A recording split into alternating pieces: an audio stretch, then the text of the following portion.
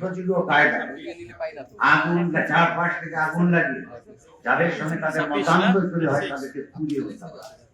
সংবাদ মাধ্যমগুলির স্বাধীনতা, গণতান্ত্রিক স্বাধীনতা রক্ষা করা কেবলমাত্র সংবাদ কর্মীদের দায়িত্ব নয়, কেননা সমাজের সর্বস্তরে সকল শ্রেণীর জনগণের আশা আকাঙ্ক্ষা সংবাদ মাধ্যমের উপস্থিতি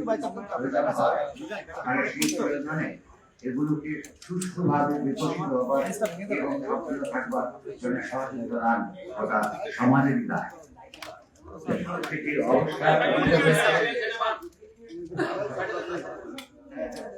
আপনারা লক্ষ্য করেছেন মধ্যযুগীয় কায়দায় পৃথিবীর যে কোনো জায়গায় প্রত্যেকটা পত্রিকা পত্র পত্রিকা আলাদা আলাদা সম্পাদকীয় নীতি থাকে,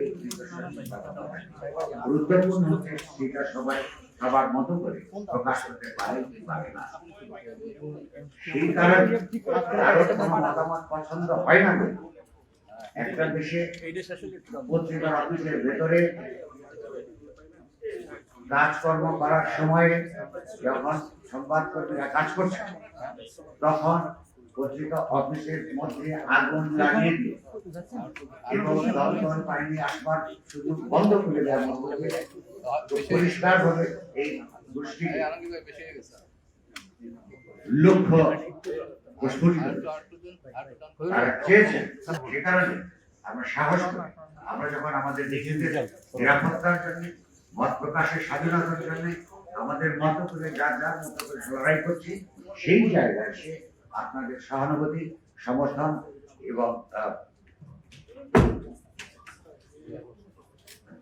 সমর্থনের জন্য আপনাদেরকে আমরা আহ্বান করেছি।